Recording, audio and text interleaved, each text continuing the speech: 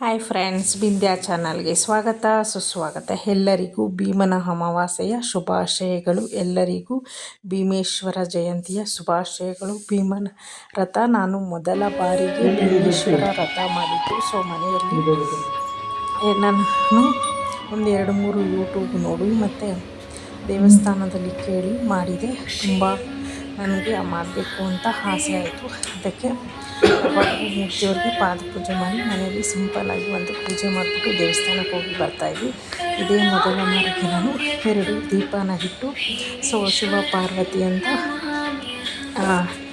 ಹೇಳಿ ಅರ್ಶಿನದ ಕೊಂಬು ಕಟ್ಟಿ ಮಲ್ಲಿಗೆ ಹೂವು ಪಾರ್ವತಿಗೆ ಮುಡಿಸಿ ಅಕ್ಕಿ ಒಂದು ಪ್ಲೇಟಲ್ಲಿ ಹಾಕಿ ಅರಶಿನ ಕುಂಕುಮ ಹಾಕಿ ಹೂವು ಇಟ್ಟು ಆಮೇಲೆ ಗೆಜ್ಜೆ ಬತ್ತಿ ಹಾಕಿ 14 ದೀಪ ಹಚ್ಚಿದ್ದೀನಿ ಆ ಕಡೆ ಈ ಕಡೆ ಕೂಡ. ಪ್ರಸಾದ ನಾನು ಪಾಯಸ ಮಾಡಿದ್ದೀನಿ, ಶಾವಿಗೆ ಪಾಯಸ. ಇದು ನನ್ನ ಮೊದಲ ಭೀಮನ ಅಮಾವಾಸ್ಯೆ ಪೂಜೆ ಮಾಡಿರೋದು ಈ ಥರ. ನಿಮಗೂ ಇಷ್ಟ ಆಗಿ ಈ ಥರ ಸಿಂಪಲ್ಲಾಗಿ ಪೂಜೆ ಮಾಡ್ಬೋದು ಭೀಮನ ಅಮಾವಾಸ್ಯೆ ಅಂದರೆ ಖಂಡಿತವಾಗೂ ಮಾಡಿ. ನಾನು ಇದೇ ಮೊದಲ ಬಾರಿಗೆ ಮಾಡ್ತಾಯಿರೋದು, ನಿಮ್ಮೊಂದಿಗೆ ಶೇರ್ ಮಾಡ್ಕೊಳ್ತಾ ಇದ್ದೀನಿ. ಇದ್ರ ಜೊತೆಗೆ ಇಲ್ಲಿ ನಾನು ಶಿವನ ಅಷ್ಟೋತ್ತರ ಕೂಡ ಹಾಕ್ಕೊಂಡು ಇಲ್ಲಿ ಪೂಜೆ ಮಾಡ್ತಾಯಿದ್ದೆ. ಅದೇ ನಿಮಗೆ ಕೇಳಿಸ್ತಾ ಇರುತ್ತೆ.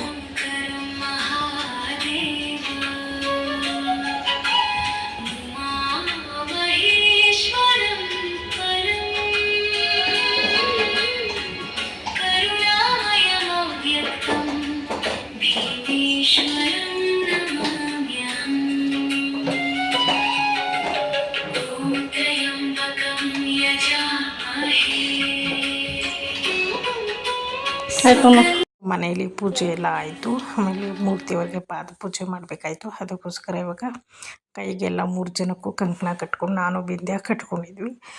ಮೂರ್ತಿಯವ್ರಿಗೆ ಆಮೇಲೆ ಪಾದ ಪೂಜೆ ಮಾಡಿ ಅವ್ರಿಗೆ ಕಟ್ಟಿದ್ದು. ಇದು ನನ್ನ ಭೀಮೇಶ್ವರ ರಥ ಮತ್ತು ಅಥವಾ ಭೀಮನ ಅಮಾವಾಸ್ಯೆಯ ಪೂಜೆ. ಇಷ್ಟು ಸರಳವಾಗಿ ಮಾಡಿದ್ದೇನೆ.